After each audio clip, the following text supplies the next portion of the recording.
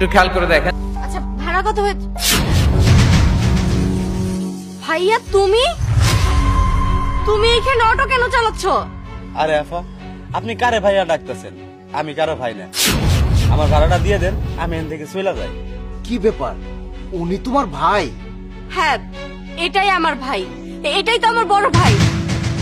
আমি তোমাকে বলেছিলাম না যে আমার একটা বড় ভাই আছে, এই হচ্ছে সে। কিন্তু ভাইয়া তুমি রিক্সা কেন চালাচ্ছ? দেখেন আফা, আমি আপনার ভাই হইতে যাবো কেন? আপনার হয়তো কোথাও ভুল হইতেছে। ভাইয়া তুমি এভাবে কেন বলছো? আমি তো তোমার ছোট বোন, তুমি আমাকে চিনতে পারছো না? তোমার এই অবস্থা কেন? তুমি সত্যি করে বলো তো, তোমার কি হয়েছিল? তুমি একজন শিক্ষিত মানুষ, তাহলে তুমি রিক্সা কেন চালাচ্ছ? আফা, আমি আপনার আবারও কইতেছি, আপনার কোন জায়গায় ভুল হইতেছে। আপনি আপনার পোশাক আশাক দেন আর আমার পোশাক আশাক দেন, তাহলেই তো বুঝবেন যে আমি আপনার কেমনে ভাই হই। তাছাড়া আপনি একজন বড় অফিসার আর আমি সামান্য একজন রিক্সাওয়ালা। ভাইয়া তুমি জানো আমি ম্যাজিস্ট্রেট হয়েছি, আমি আমার বাবার স্বপ্ন পূরণ করেছি। ও, আপনি ম্যাজিস্ট্রেট? আমি জানি যে আমি যেই ভুল করেছি সেই ভুলের ক্ষমা হয় না। ভাইয়া প্লিজ তুমি আমাকে মাফ করে দাও। ভাইয়া বাবা মা কেমন আছে? খবরদার, ওই মুখে আমার বাবা মার নাম আপনি নিবেন না।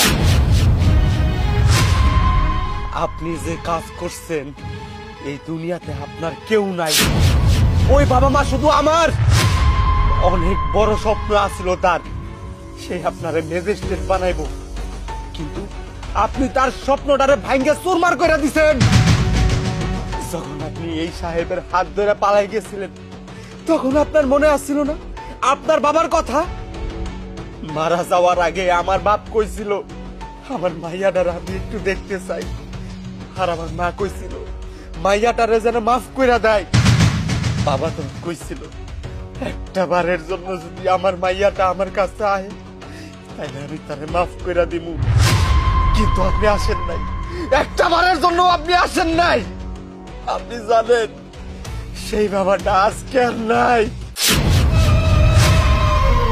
কি বাবা আর নাই? আপনি যখন চলে গেছিলেন আমার বাবা এই কষ্টটা সহ্য করতে পারে নাই, স্ট্রোক করে মারা গেছে। ভাইয়া আমি অনেক বড় ভুল করেছি, তখন আমি আবেগে পড়ে ওর হাত ধরে চলে এসেছিলাম। আমি বুঝতে পারিনি তোমরা এতটা কষ্ট পাবে, আর আমি চলে যাওয়াতে বাবা যে মারা যাবে সেটাও আমি কখনো বুঝতে পারিনি ভাইয়া।